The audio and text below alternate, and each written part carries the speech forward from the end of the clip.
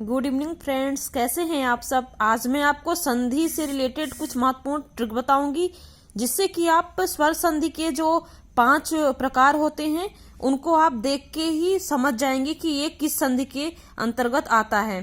तो संधि मुख्यतः 3 प्रकार के होते हैं, स्वर संधि, व्यंजन संधि, विसर्ग संधि। तो मैं आपको स्वर संधि के जो 5 भाग होते हैं आपको मैं उसकी ट्रिक बताऊंगी, जो कि आप किसी भी एग्जाम में किसी भी शब्द को देख के समझ जाएंगे कि ये किस संधि के अंतर्गत आता है। तो दीर्घ संधि, दीर्घ संधि के लिए शब्दों के बीचों बीच अगर बड़ा आ, बड़ी ई, बड़ा उ होता है तो वह दीर्घ संधि होता है।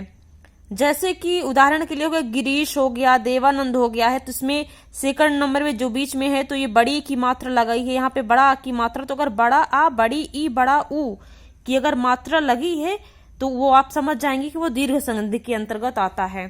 अब गुण संधि, तो गुण संधि के लिए हो जाएगा कि इसमें शब्द के बीचों बीच एक की मात्रा है, अगर ओ की मात्रा है, अगर ये दोनों में एक एक की मात्रा लगी हुई है, और यह कि अगर ये आधा ये जो रा होता है अगर इसकी मात्रा लगी हुई है तो ये आ जाएगा आपका गुण संधि के अंतर्गत।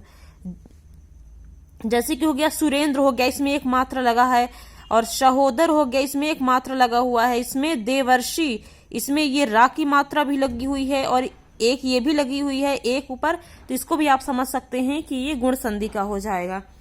यण संधि, तो यण संधि में शब्द के बीचों बीच या वा से पहले अगर आधा वर्ण आता है और अगर त्र भी आता है तो वो आपका यण संधि माना जाएगा। तो यहाँ पे जैसे कि अत्याचार, तो यहाँ या के पहले आधा ता है। अव्यय, तो ये या के पहले आधा वा है। स्वागत में वा के पहले आधा सा है। और मात्रा देश, तो ये बीच में त्र जैसे आ रहा है ना, तो ये आपका हो जाएगा यण संधि। वृद्धि संधि, आपको वृद्धि से समझना है कि जो मात्रा होती है तो इसमें वृद्धि हो जाती है, मतलब ऊपर 2 मात्राएं आ जाती हैं। तो वृद्धि संधि शब्द के बीचों बीच औ की मात्रा अगर आपको दिख जाए कहीं पे औ की मात्रा तो वो वृद्धि संधि हो जाएगी। जैसे सदैव हो गया है, महोषधि हो गई है, एकाएक हो गया है, रामेश्वर हो गया है। तो इसमें आपको ये यहाँ लास्ट वाला नहीं देखना है, अगर आपको यहाँ सेकंड नंबर का देखना है। 90% आप सेकंड नंबर पे ही जाएंगे तो यहाँ पे आपको 2 मात्राएं दिख रही हैं, इसलिए ये वृद्धि हो जाएगी क्योंकि इस मात्राओं में वृद्धि हो गई है, 2 हो गई हैं, तो आप इसको वृद्धि संधि के अंतर्गत ला सकते हैं।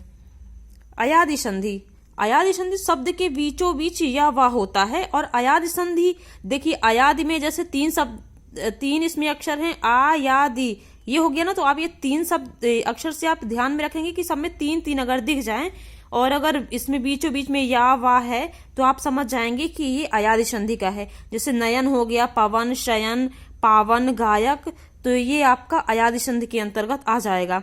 इसलिए बस फ्रेंड्स आज इतना ही, और ये काफी अच्छी ट्रिक है जिससे आप शब्दों को देख करके आप समझ जाएंगे कि ये किस संधि के अंतर्गत आता है।